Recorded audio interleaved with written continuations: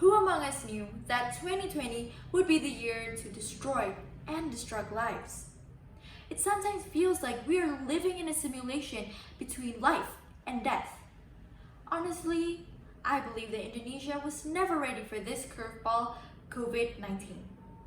With the staggering news of positive COVID-19 patients, healthcare providers, as well as people like you and I, are unable to foresee the chance of when this deathly plague will end. The only thing we can do is to pray and stay at home to not further spread this transmission. Good morning to my honorable judges and fellow competitors. My name is Shakira Kurniawan and I am from Senior High School 1 Malang. I am here presenting to you possible solutions that usher towards an equitable and affordable healthcare system post-COVID-19 pandemic. Over the past decade, Indonesia has improved quite significantly in their healthcare, shown through the 250 million Indonesian citizens that are covered by the National Health Scheme. But due to the COVID-19 crisis, the Indonesian health system has been struggling with sustainable funding and the disparities between rural and urban areas in terms of health services and outcomes. It is an undeniable fact that our country is overpopulated with a wide variety of mindsets, opinions, and economic statuses. Though these may seem like obstacles, our challenges should not hinder future generations to develop our healthcare towards the fourth industrial revolution and an equitable and affordable healthcare system. The fourth industrial revolution, a blurring of boundaries between the physical, digital, and biological worlds, is an immense opportunity for Indonesia to create jobs that revolve around the digital economy, to be able to join the top 10 largest economies by 2030. Though COVID-19 has impeded the country's current state of economic potential, but through this weakness, we are able to battle our difficulties and learn to improve the effectiveness, especially in our healthcare. First of all, I'd like to define equitable and affordable healthcare. I believe that equitable healthcare is the access to affordable, high quality, culturally and linguistically appropriate care. This should include regular preventive care, emergency care, as well as mental health support. As for affordable healthcare, this should correspond greatly with equitable healthcare because I believe there should be no gap between the privileged and the impoverished in terms of medical care. You see, what kinds of solutions can we start developing? I can't survey everyone's opinion, so let me tell you ways I believe Indonesia can strive for an advanced healthcare system. Reviewing the flaws that I've analyzed throughout this pandemic fiasco, COVID-19 has revealed an inadequate national response towards the same problem that has afflicted the country's healthcare system since 2 decades ago, imputing data.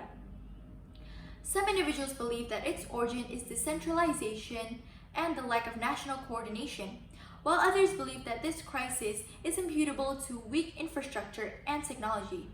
But officials continually brandish the 17,000 islands excuse. For years, health decisions in Indonesia has been made from data that weren't credible, accurate, and timely. As a result, many Indonesian citizens search for cures in Singapore and Malaysia.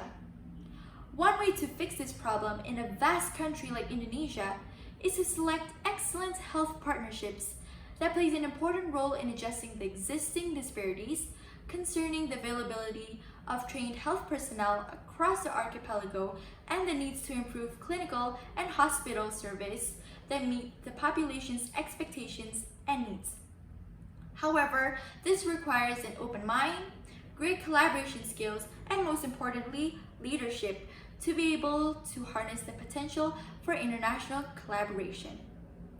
We are all aware that COVID-19 has changed the way people interact as they reduce the frequency of physical interaction to slow down and hopefully stop virus transmissions.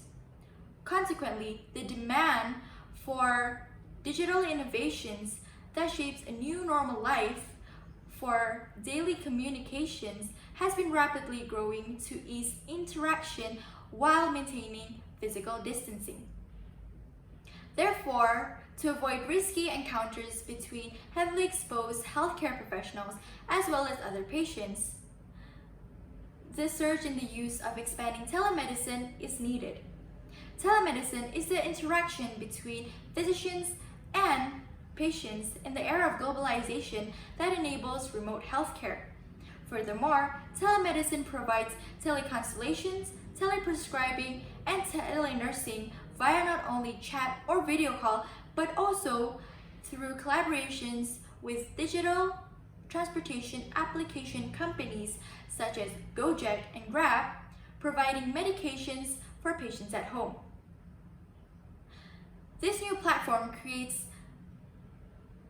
a benefit for millions of Indonesians who do not have the access to affordable and reliable health services. Additionally, telemedicine brings new light towards bridging the great disparity of healthcare and paves a path for the growth of a new, inclusive, and whole-of-society healthcare system. Nelson Mandela, a South African political leader and philanthropist, once said, "Health cannot be a question of income. It is a fundamental human right. Every human being deserves good health and well-being. However, to create a culture of accountability, tracking quality data or outcomes, and establishing health digital innovations cannot be attained through shiny technology alone. To achieve real transformations, public health leaders need strong visions, courage, and purpose to not only identify the right decisions supported by scientific evidence, but to ensure that the right decisions are used and implemented. While it may be too soon to picture what the future will uphold, it is not too soon to search for opportunities that shape an equitable and affordable healthcare system post-COVID-19 in goals to achieve the 2030 Agenda. Thank you for listening to my speech.